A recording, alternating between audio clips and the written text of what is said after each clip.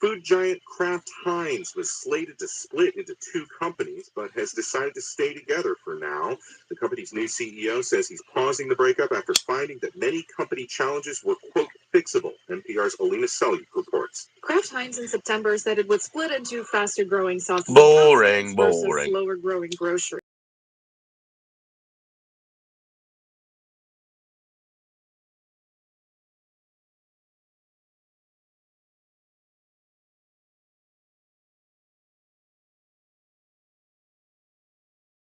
Saying the Sorry, Conrad Heinz. Splitting because it underinvested in its brand. They're being stupid. Kraft Heinz is reporting another quarter of declining sales for more than 2 years now, and it's now budgeting $600 million for marketing and research and development, aiming for healthier, more convenient options with some lower prices.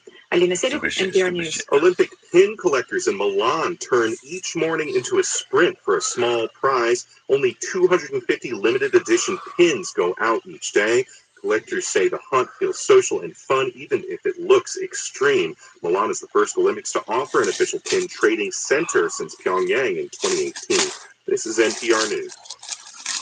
Support for NPR comes from NPR stations. Other contributors include the Alfred P. Sloan Foundation, supporting books, radio, podcasts, film, television, theater, and more to bridge science and the humanities. And the listeners who support this NPR station. Ice dancers Madison Chalk and Evan Bates have competed together for years. Hard work will pay off if you're consistent and dedicated to what you're trying to accomplish. Now they're going for the gold as husband and wife. What fuels their partnership on and off the ice? On the next Morning Edition from NPR News. Who knows? Listen tomorrow morning on WAMU. Who knows? That's all red sauce, bro. Who knows? Red sauce? This is 1A. I'm Jen White. Can sex in your golden years be the best you've ever had? It's Sex Week on 1A, where we've been talking about sex and intimacy at different stages of life. Today, sex after 60. For some, this can be a time of sexual joy. I'm 71. My boyfriend, I guess, is 80. And we enjoy our private time. We enjoy having sex. I'm 78 years old, and I am still very much interested in sex. Even though I have been through... You hear him? It's chicas, dude. It's chicas.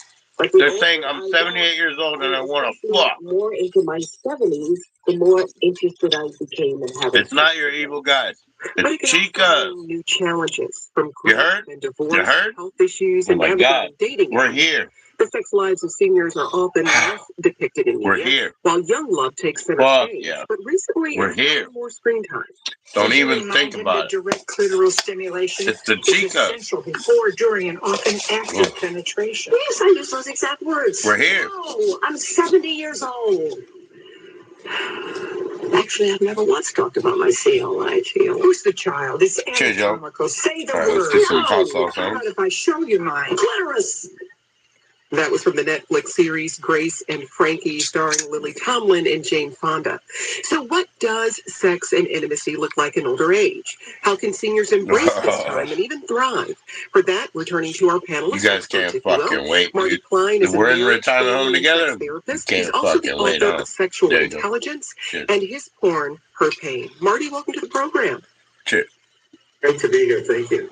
Also with us is Joan Price. She's the author of Naked at Our Age, talking out loud about senior sex and sex after grief, navigating your sexuality after losing your beloved. Joan, thanks for joining us. It's my pleasure. And Diana Wiley is also with us. She's a marriage, family, and sex therapist out of Seattle, Washington. She's also a gerontologist, which is the study of aging to benefit older populations. Diana, welcome to 1A. Thank you. So nice to be here. We'd love to hear from you as well. What has sex been like as you reach your older years? Email us at 1a@wamu.org. And a note for you listening that while we won't be getting too graphic, we are talking openly about sex and intimacy across the hour. Diana, he said we won't be getting too graphic. Holy shit. Generations and sex may have been taboo. So how much do you weigh we think and talk They about said they want me seniors getting and grab sex and go. is shifting. Kidnap. Kidnap. Well, it's about time it's shifting. You know, we need more research on older sexuality, but there's been lots more done recently. Good Lord. I talk a lot in the community and elsewhere in the past in different media outlets. I've been doing my research myself, y'all. There is a real need to speak directly, like in that clip from Jane Fonda. I'm so glad I've been doing my research myself, y'all. Because this is important. Say the names of the parts, and let's be more forthright and open about these things, because that's the only way. Communication is so important. Well, I think we've gotten more messages from our audience for this program than any others we've done across the week. Here's another one. As a 70-year-old active male, I wish I'd been taught earlier the joy in sex and how to maintain my libido through healthy self-development like nutrition and exercise. People like Jane Fonda help educate me on aging and sex. You know? Joan, how does this become a topic you tell him, man? What tell him, man? Well, I don't care, but you sound very homo. Because I fell in love at age 57 with a man who was 64. We were having great sex, and I went looking for the books and couldn't find any. So I started writing about senior sex at 61. I'm now 82 and still doing it. Well, we got another message from a member of our text club who says, we're in our 60s and it's great, better than in our youth. The stress was greater at that time because of bills, work, and children. Now we still have bills, but not the kind we had then, and we're empty nesters. All good. And another of you shares this. I'm blessed to say I just turned 70. I was divorced for 12 years and put myself out there 3 years ago. I've met some interesting men, and in all honesty, have had the most uninhibited and the best sex of my life in my 60s. I mean, Marty, what are some common myths about sex for seniors that you think we should address just from the start? Well, of course, the most common myth is that sex has to equal intercourse, that you have to have a hard penis inside of a wet vagina. And for some people, that's exactly why do they always sex is talk like. But for a lot of older people, and a lot of younger people, for that matter, that's not what sex typically involves.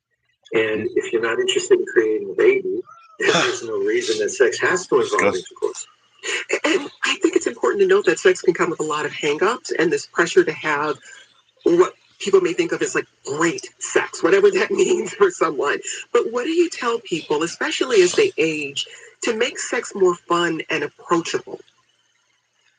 Well, the main thing that makes sex I don't want to listen to bullshit. This is bullshit. When people are relaxed. This is bullshit. And too many people think that the way to have better sex is to make it more intense. And I think it's just the opposite. I think that